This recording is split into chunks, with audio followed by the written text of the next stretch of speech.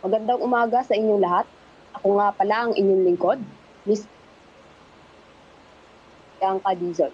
Hayaan niyong ipakilala ko ang ating mga guests sa araw na ito, na sina Mr. A.C. Espinosilia, Mac Dave Bavares at Miss Wendy Elaine Pinalisan. Bago tayo magsimula, let me give you a brief context about our topic for today. Dito, pag-uusapan natin kung paano nga ba mai improve ang skills ng isang tao o sa madaling salita, improving skills in social literacy. Alam niyo ba na upang mas lalo pang ma-enhance ang social skills ng isang tao ay isa sa kailangan nila ay ang motivation o malawak na emotional intelligence. Paano nga ba natin masusolusyonan kapag ang isang tao ay takot o nahihiya na makipag-usap o magsalita sa harapan ng maraming tao?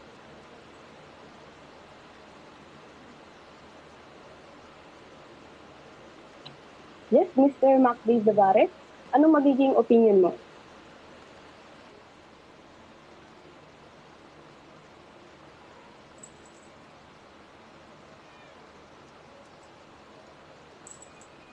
Yes, Mr. AC? So, ayun, habang wala pa yung kay Mr. Navarez, ako muna yung sasagot. So, ang aking opinion is, as a future educator, ay dapat nating maunawaan ng dapat ang bawat estudyante na kinakailangan natin alamin yung mga kanilang kahinaan tsaka kalakasan. And maaari tayong magbigay sa kanila ng kaukulang advices and motivation tulad ng pagsa-self-testimony ng mga nangyari sa inyo nung estudyante pa lang para magbigay motivation sa kanila and huwag silang kabahan na maaaring maging susi upang ma-overcome nila yung kanilang kahinaan. At yun lang.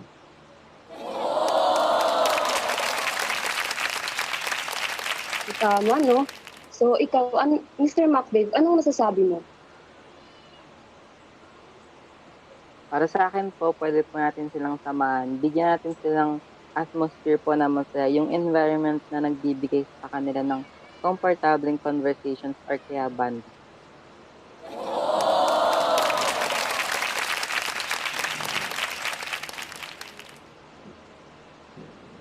So tama, no? Help them build their confidence by encouraging them to speak up, create a safe environment, and make it fun. So, Miss Wendy Elaine Emerisan, ano naman ang magiging insight mo about sa topic natin ngayon? Para sa akin po, susuportahan mo po siya sa mga bagay na pwede niyang gawin at sa mga bagay na kaya naman niya talagang gawin dahil napapangunahan lang po ng takot.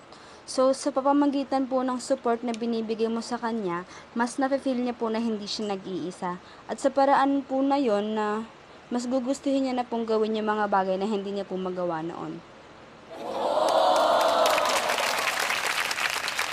Sa lahat naman ng opinion niyo is tama.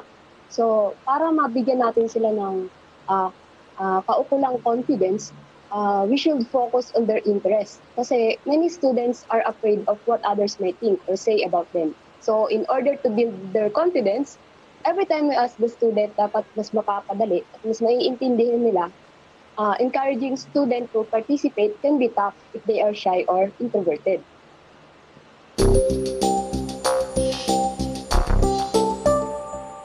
Isa pa sa kadalasang nangyayari sa loob ng classroom ay ang pagpapagawa ng group activity about cultural interpretative dance. Pero ilan sa klase ay against doon dahil sa religion and beliefs nila.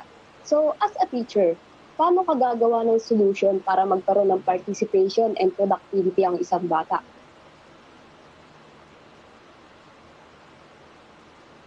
Yes, Mr. A.C.S. Punisilia?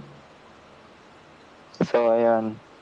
Yung opinion ko dyan is katulad rin ng sinabi ko kanina. Sa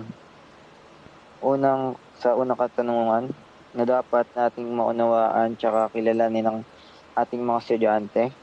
Maaari natin silang ilagay sa posisyon na sila ay magiging comfortable na at hindi mabibigyan ng discrimination ng iba. Like, pwedeng pumasok rin dito yung, kunwari, yung gender equality, yung health problem, at saka yung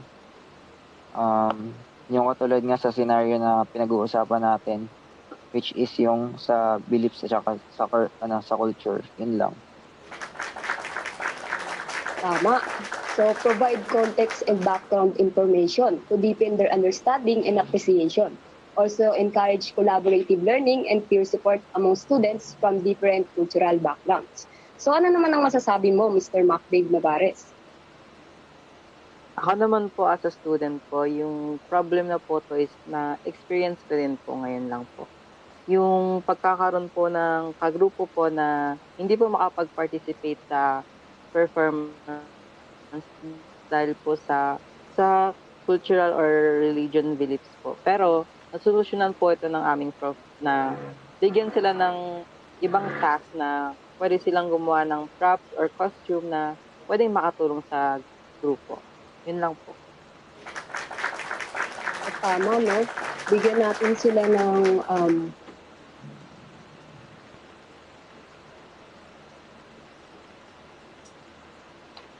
encourage students to approach the activity with an open mind and willingness to learn from each other, and use the activity as an opportunity to educate students about different cultures, beliefs, and significance of cultural diversity.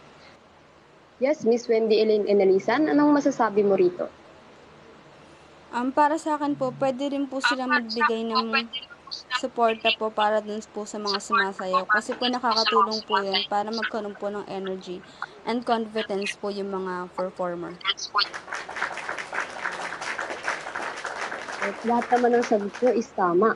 So, kailangan, when designing an activity like cultural interpretative dance for students with diverse beliefs and cultures, it's essential to approach it with sensitivity and inclusivity. By approaching the activity with sensitivity, respect, and inclusivity, you can create a positive and enriching experience for all students, regardless of their beliefs and cultural backgrounds. So, ayun lamang po. Maraming salamat sa mga guests natin sa araw na to at sa mga tagapakinig. I hope we found this useful and informative na maaari natin magamit sa kasalukuyan. Hanggang dito na lang po. Paalam.